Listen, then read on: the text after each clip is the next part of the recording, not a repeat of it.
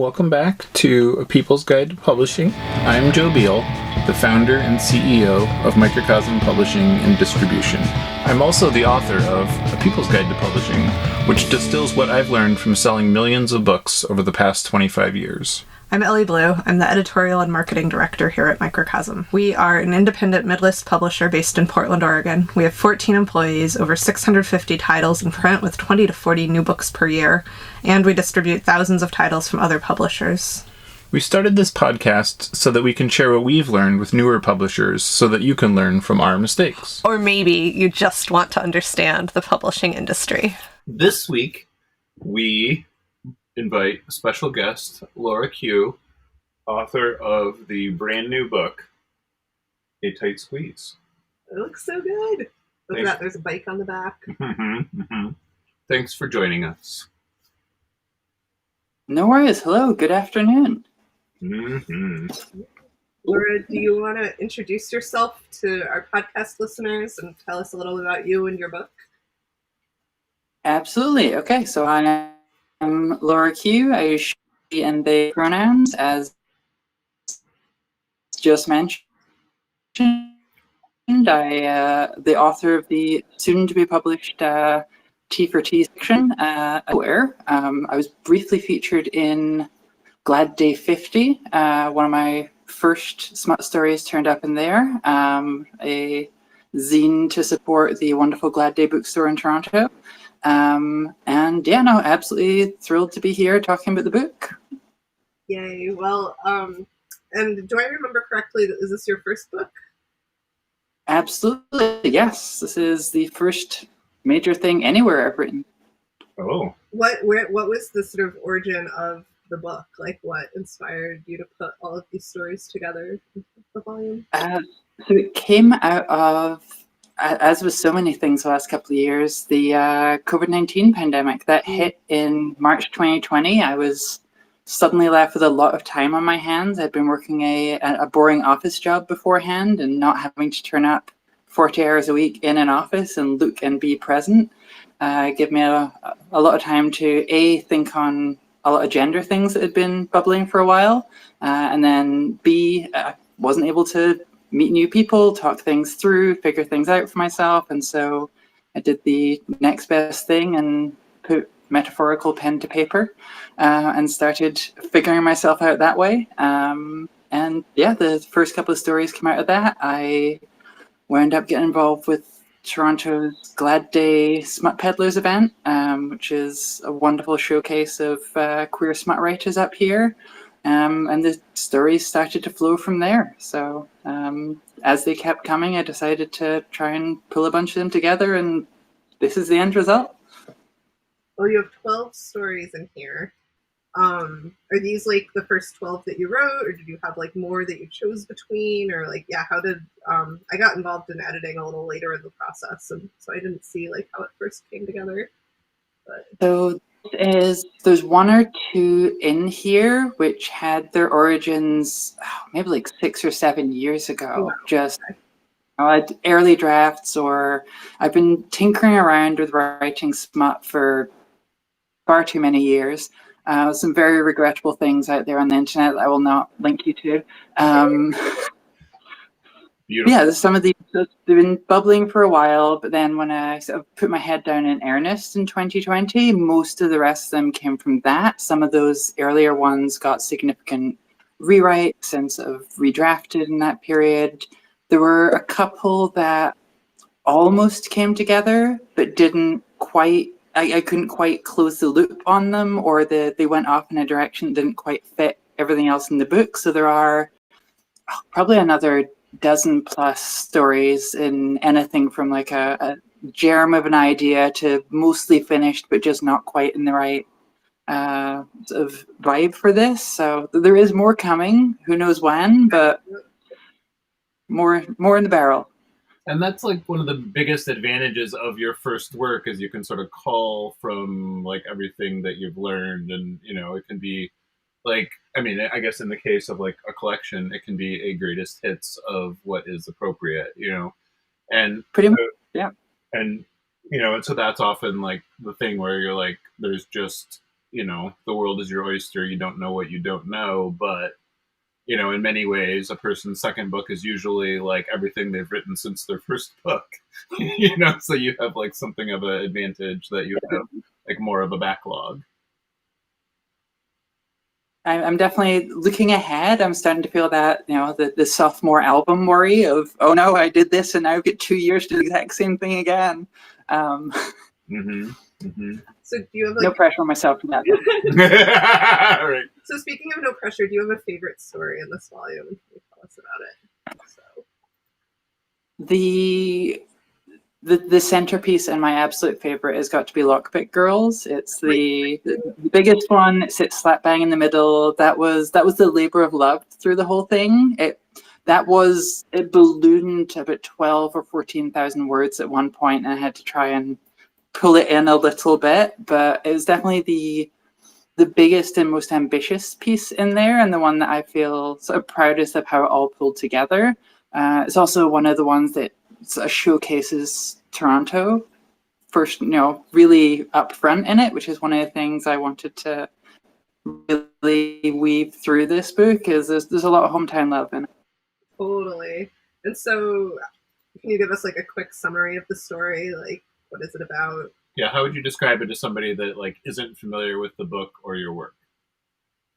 So it is a love story between two trans femmes set in post-condopocalypse Toronto. Sort of looking 20 to 40-ish years in the future. There's some weird future tech in it, but the city is basically on the brink of collapse following far too much condo development. So just it is not that, you know, much of a stretch from where we're currently sitting in the course we're currently on, but there's a lot of hope for a different route in it. And I love that one of the plot points is that one of the women in the story is always going off to like raid, sort of loot condos, abandoned condos, and that's how they're living. Is they're like on the things that they find there, which I just loved. Mm-hmm. But yeah, no, it's great. It really draws you in, and you feel like you really get to know the characters, and like I was really rooting for them the whole time. I love the story. And so like what was your motivation with like the bike punks theme or like that aspect of, you know, the collection? I mean, that's very much my life. I've been a Toronto cyclist for almost 15 years now. I've been doored half a dozen times. I've broken countless bones, and I keep on jumping back on it. There's nothing that's going to stop me from pushing for more bike lanes, from wheeling around and fixing my bike on random corners. There's a lot of me in various ways throughout this collection, and a large part of Lockpick Girls really showcases if I was to transport myself 25 years into the future and be stuck in this crumbling wasteland of a city, I would still be biking around. I would still be stomping around in Doc Martens and such bullshit.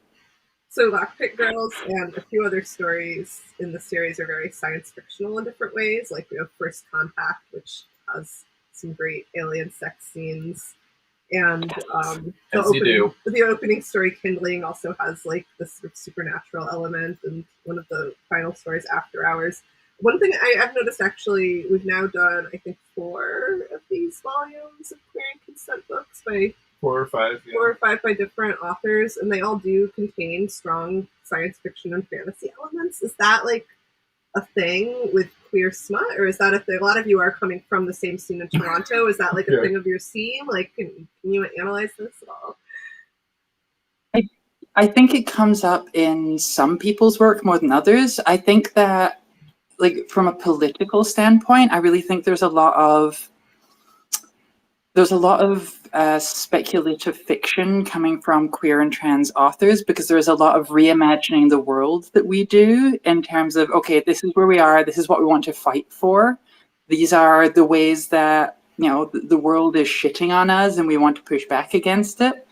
There's a quote I saw recently somewhere about, you know, dystopian fiction is what happens when you take something that's happening to a minoritized group and expand it to happening to everyone. And I think that's, as queer and trans authors, you see the ways that we are being picked on and singled out, and particularly with laws across the US right now.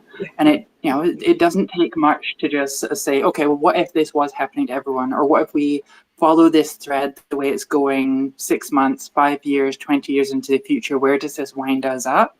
Yeah, and it's partly the dystopian imaginings, but it's also the utopian imaginings of where we could go and what we dream of, rather than what we're scared of.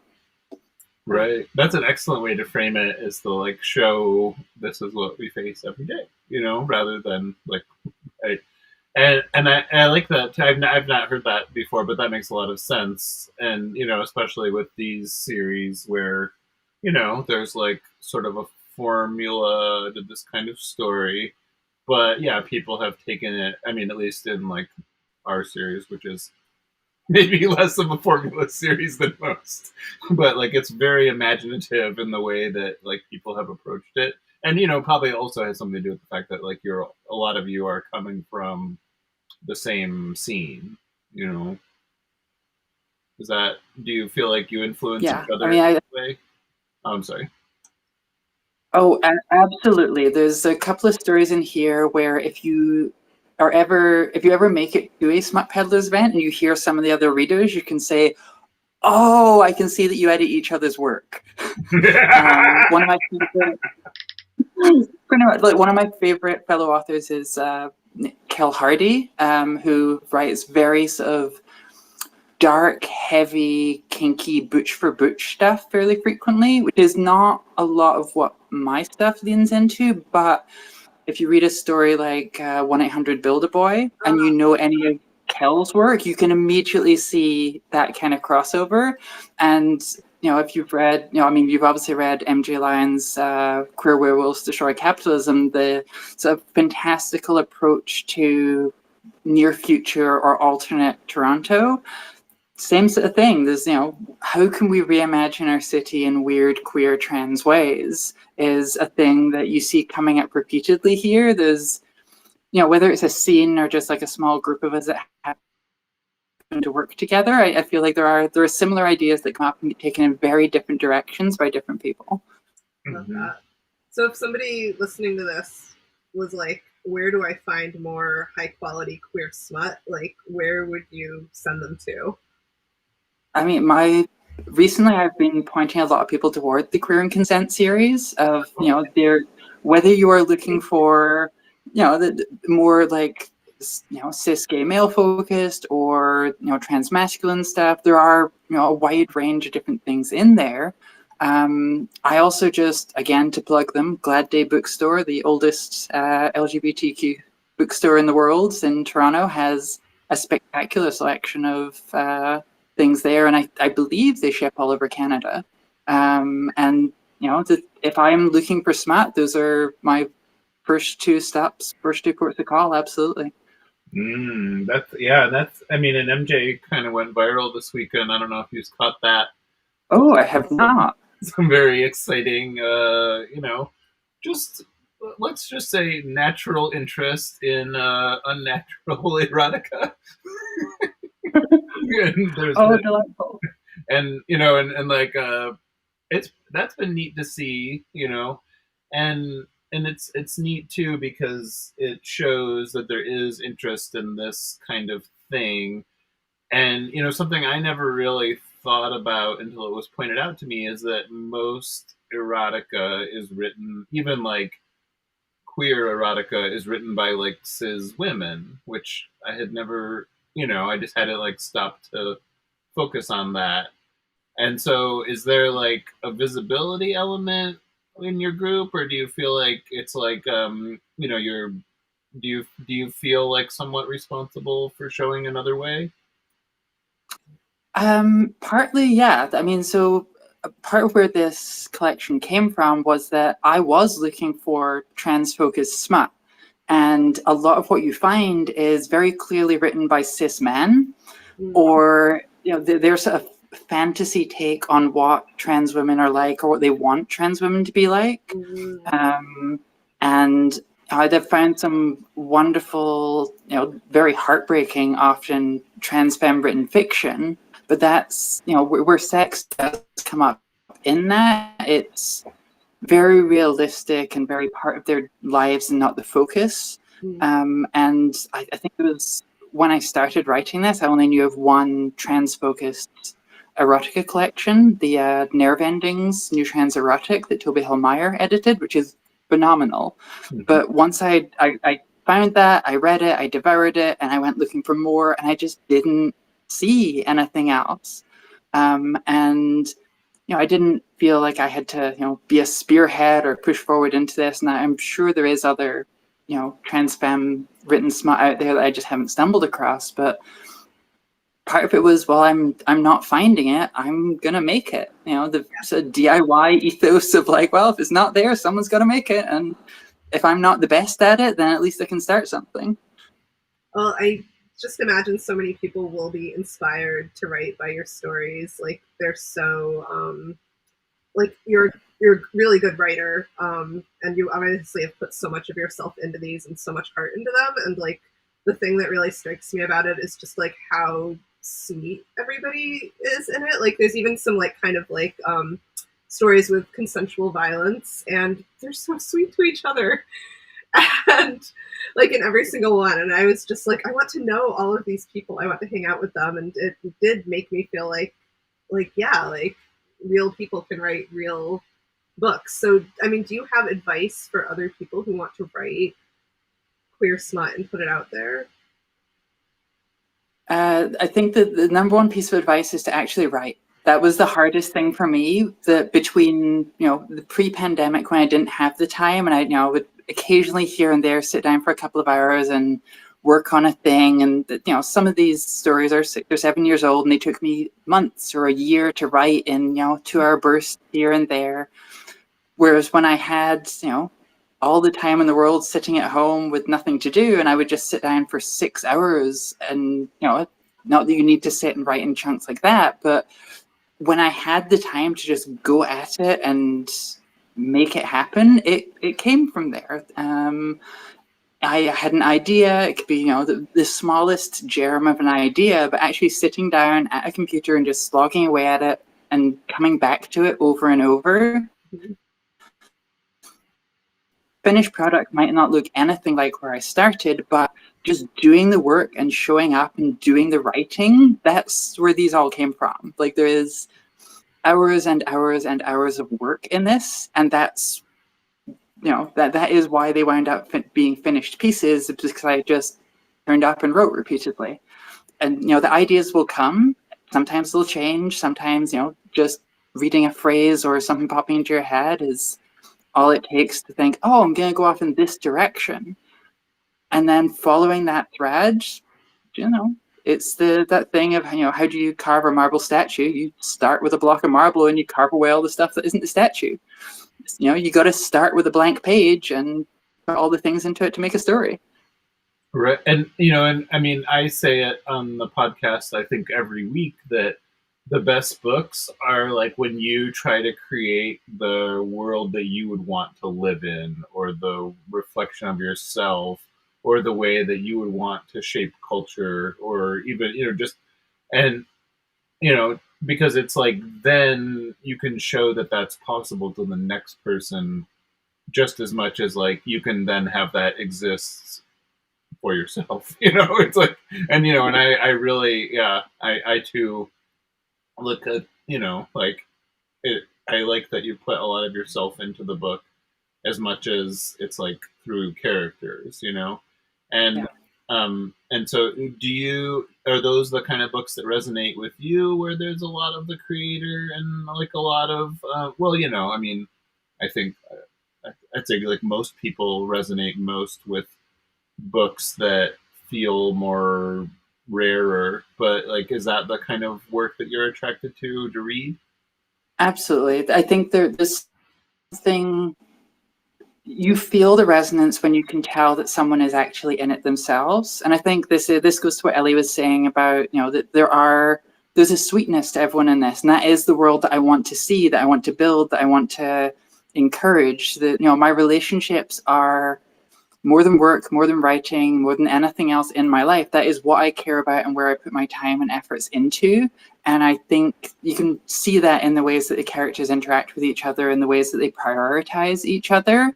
Yeah. That is what I'm trying to do in my life and trying to show that you can do in your life in a world that is all, hustle culture and, trying to be the top of your game and whatever. And, I'm going to hustle in my fucking relationships, not in my work. And yeah, the works that I read, the fiction and nonfiction I read that really resonates with me are the ones where you can see the love and the rawness and the vulnerability. I was lucky enough earlier this week, Buddies in Bad Times Theatre in Toronto was doing a book launch for 3 incredible trans femme authors, Alight Zachary, Hazel Jane Plant, and Casey Platt, doing a joint book launch event.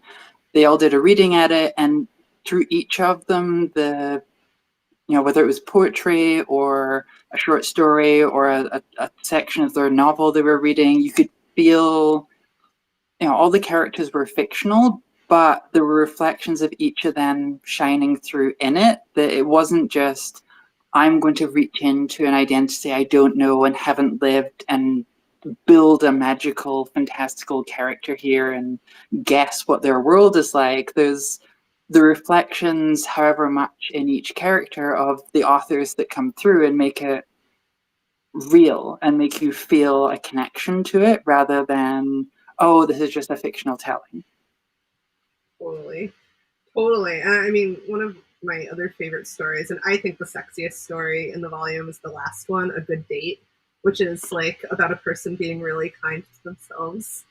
I won't say anymore. You've got to read it if you want to learn just how. But I feel like that kind of sums up the whole ethos. Is like, it's not just your relationships with other people; it's your relationship with yourself that's being honored in this volume. Mm-hmm. And I actually write about that in the intro to the book. The 2 bookending pieces, the first and last in it, are solo pieces. They're each about a trans feminine person connecting with their own body and their own needs and wants and desires.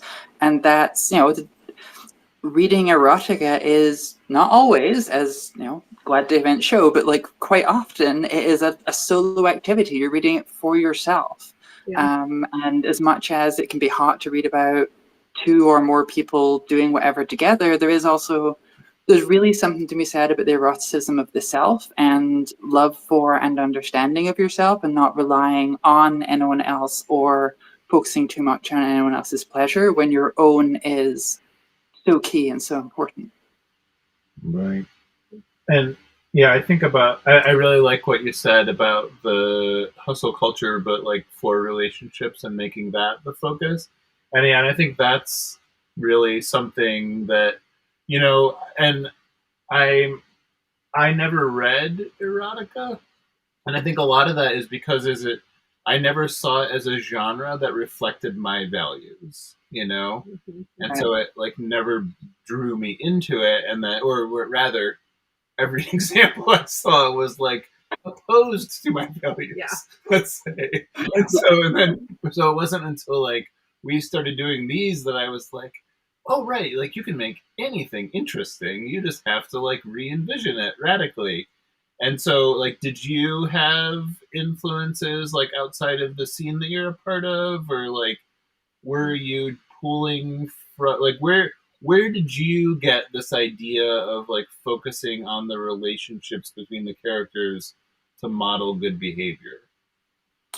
I don't think I was specifically aiming for it to be a model. I wasn't. There's the like, yes, I want to see more of this in the world. I certainly don't mean this to be a preachy piece, but I mean, partly it is just I've known I was queer for over 20 years now. I've been non-monogamous for almost as long. Like, relationships became a very key focus in my life very early, and that has influenced a lot since then.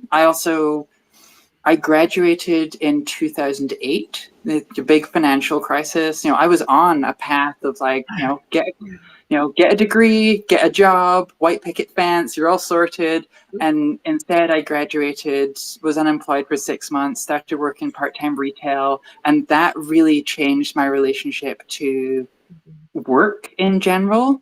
And from there, if I can't rely on the system that we're in, as fucked as capitalism is, what can I focus on? What can I care about? And the people around me and the queer community I have in a city was the thing I was able to rely on, the thing I was able to fall back on and focus on and, make central in my life. I work to be able to live, not vice versa. And, I think that is a, a large part of that. And then, yeah, like queer art has really influenced the ways I look at, what matters, what's worth fighting for, and what do I care about. And it's not the money. It's not exposure or trying to be famous or whatever. It's this is the way I want to live my life. These are the values I want to hold dear. These are the relationships I want to prioritize. And I think that just infuses itself in the ways that I approach almost everything I do, whether it's finding myself jobs where I finish up at 5 p.m., clock out, leave, don't check my emails again, or whether it's, writing stories where it's very clear that all the characters care about all their relationships a lot as well. Nice. Mm-hmm. Well, do you have any other artistic pursuits or plans that you're excited about right now? I'm looking at my first erotic comic right now. I've got a lover and a collaborator who's a really astonishing artist, and we're looking at figuring out something in that realm. Yeah. I also made an impulse purchase of a tattoo gun recently. It's going interesting places. So those are my new artistic pursuits. But I'm also carving out time to write smut again. After I took a long break after finishing up the editing of this book, I just needed time and space away from it. But there's been some ideas just scratching at my brain.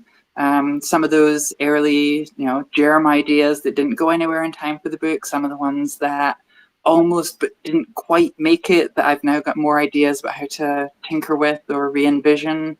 And I'm starting to delve back into, maybe I can carve out a couple hours, do some writing here and there again. Nice. Yeah. Well, that's exciting. Mm-hmm. And I really like what you said about mutual aid being like the guiding principle, that like you can't count on capitalism, but you can like count on each other to be supportive.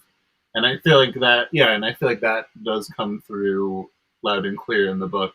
But it's interesting to hear you connect that too, because like I wouldn't have like connected those dots from that, But it's like I think, and it's like a harder thing, I think, for other people to understand who don't have that kind of a community or support system or network, because it's like I think a lot of people like really are on their own, or like they don't have, like maybe they have family or something, but it's harder to understand this kind of like a subcultural or like a community of like mutual marginality and like according to need. So like, can you maybe like frame that out a little bit more for people that wouldn't be as familiar with it? Like even just I think that examples in practice. I'm sorry. Yeah, like just to so it'll be less vague. So I've been living in Toronto for about 15 years now. I've been part of the queer community for almost all of that. And I've built up a really delightful network of people who I can rely on in all kinds of ways. I took some medical leave recently. And the number of people I was able to reach out to, whether they're very close, partners of mine who live nearby, friends in other cities, friends on the other side of the world now, who would have a Zoom call with me to keep me lift my spirits, or people who would drop by with meals. Or it doesn't always need to be a big thing. It's just showing up for the people that you care about in whatever ways they need, whether that's a phone call to check in on them, or dropping off some food and then heading away because they're not in a space to be social, or staying the night if they're not feeling great, whatever. And these are interdependencies that I've got the 3 a.m. phone calls and gone to the ER with a friend when they've needed me. I've done the exact same. I'm gonna cook a big batch curry, freeze it in 12 bags, and drop it up in someone's freezer because they just had top surgery. These are the interdependencies that I feel they work well in person, but they don't need to be in-person connections. I have a friend in Australia who was a consistent once a week, talked on the phone, how we doing, updating you on your life. These are the networks and communities that have taken a long time to build, that I feel so thankful for, and that I feel really exists so much more in queer and trans communities, because there is often, you don't have the reliance on or the closeness to blood family, that that there is this marginalized community that is turned inwards to itself and relies upon each other in whatever ways we each need. And yeah, like, fuck capitalism, fuck the system, fuck whoever's not taking care of you, take care of each other. Absolutely. Mm-hmm. It's a great message. And have a lot of fun, sweaty stories to read. That's also in there, yes. Very good. All part of the plan. Nice. Yeah, I had a friend of mine from high school came out recently, and she was like, "You don't understand. There's like all these people that like suddenly appear in your life and take care of you." And I was like, "Well, that is kind of like the subcultural world I come from," but like she was more of a nihilistic type person up until recently, and then was like, "Whoa, this is like no life I've ever lived." And I was like, "Yeah, it's like there's something to that. It's like there's a value to looking out for other people." Yeah, I feel like there's a lot of self-sufficiency that is pushed in society, particularly when you're on the the straight and narrow.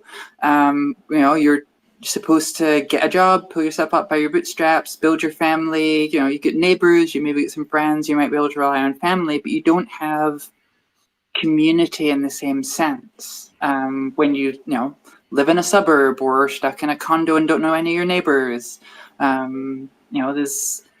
it takes something to shake you out of that, whether it is queerness, transness, kind of being minoritized by the dominant majority of society, that makes you realize that you can't rely on the system, but you have the silver lining, the bright shining piece of, oh, but I can rely on these people.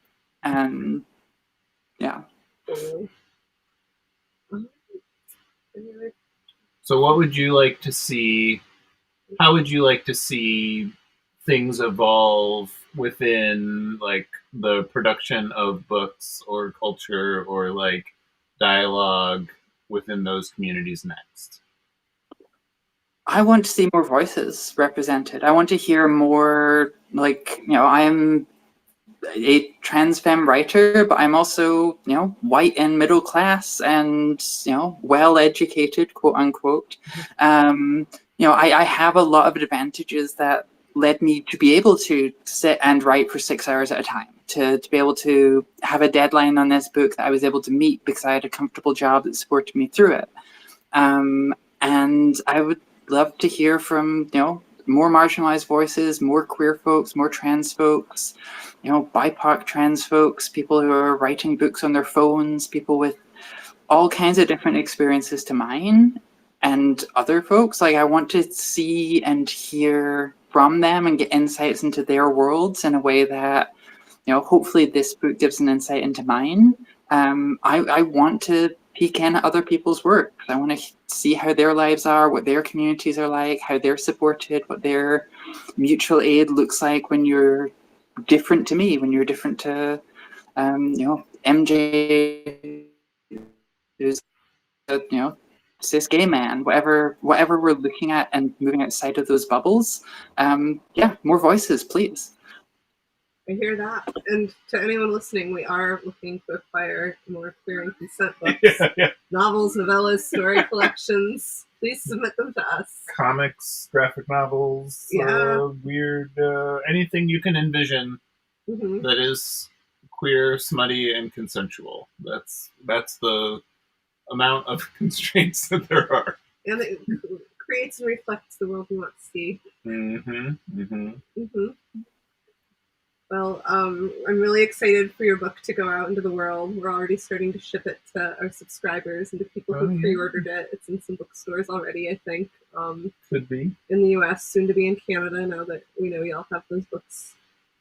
So everyone, please read A Tight Squeeze by Laura Q. And then go write your own. And envision what yours would read like. Thanks for joining us once again. Please send your questions to podcast@microcosmpublishing.com so we can answer them on future episodes. And please give us 5 stars on iTunes and everywhere else that podcasts are reviewed. You can find us on the internet at microcosm.pub. On Twitter at Microcosm. On Facebook at Microcosm Publishing. On Instagram at Microcosm_pub. And here in Portland, Oregon on North Williams Avenue. Thank you so much. Have a wonderful week.